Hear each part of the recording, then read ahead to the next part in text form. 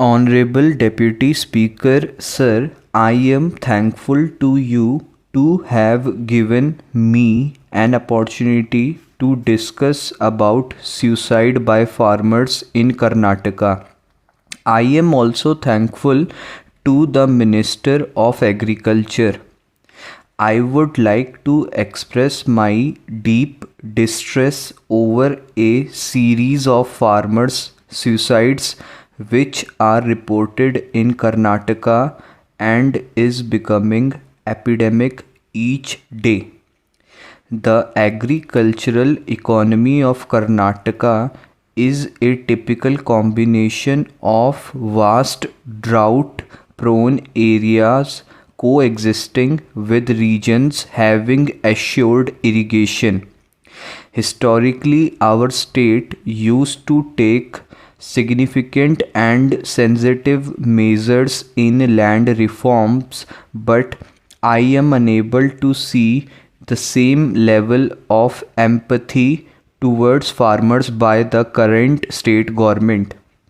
As you are already aware, after realizing the pains of agriculture sector when I was the chief minister, I had tabled a first of its kind a separate agriculture budget in our state to the tune of rupees 17,000 crore during 2011-12, wherein mainly the rate of interest on crop loans of up to rupees 3 lakh from cooperative institutions was reduced from 3% to 1%.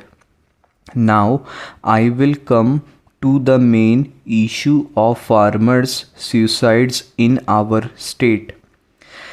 According to various reports of 2013, there were around 11,000 farmers' suicides in the country, of which 1,400 were from Karnataka. Sir, Karnataka stands at second place for the highest number of suicides in the country. The Economic Survey of Karnataka by the Department of Planning, Program, Monitoring and Statistics of the Government of Karnataka listed certain bottlenecks for the agricultural growth in the state, namely low growth rate in agriculture sector, fragmentation of land holdings, dry land agriculture and slow capital formation. I would like to quote a few examples of their pain. Firstly, the dues to sugarcane farmers in our state alone are around rupees 2,500 crore. For sugarcane growers, the state government has promised to release the payment of farmers from their exchequer before 31st July. Most of the sugar mills have defaulted on payment to farmers, forcing them to take loan from loan sharks at an exorbitant rate of interest. When the farmers cannot repay the loan, they are left with no options but to call the god, and we all know death is the only god who comes immediately. Recent drought and flood incidents in Karnataka, apart from glaring unpreparedness of the state government to reduce the disaster impact, also goes to show that the funds released by the central government have not been utilized to the fullest and that the relief measures have not reached the farmers. Crop insurance and weather-based insurance relief have not been released. Another example of our state government's apathy towards such suicide is that in some cases They have paid huge money as compensation to the family of the dead farmers, and in some other cases, people have merely got pittance. There is no uniformity in fixing compensation. On top of it, the landless farmers who cultivate others' land are not eligible for any compensation and have not been paid single paisa so far.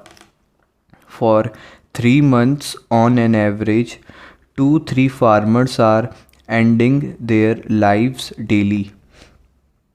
Initially, the Congress government in the state chose to ignore the suicides, calling them isolated incidents not linked to farm sector crisis.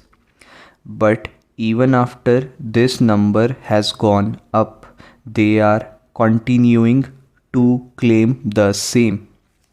Some state Congress leaders have gone one step ahead, alleging that farmer suicide is a conspiracy to unseat their chief minister. I do not understand why would a poor farmer end his life for the sake of power-hungry individuals.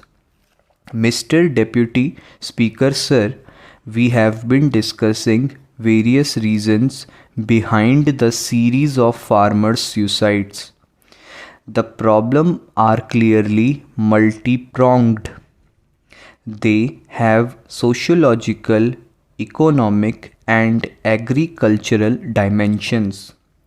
At the same time, a serious agrarian crisis shaped by an increased cultivation cost and decline in agricultural income is definitely the root cause of 90% of such suicides. In fact, I have visited a few families of the deceased, and wherever I have visited, such suicides were linked to drought or crop loss. Hence, even assuming that not all these deaths might be suicides due to agrarian crisis, the numbers are still alarming and disturbing enough that warrant taking immediate measures to curb it. I feel cracking down on illegal moneylenders is a socially complex issue. There is a need to examine who exactly we are planning to crack down on. Will microfinance companies that charge high rates face any action from the government?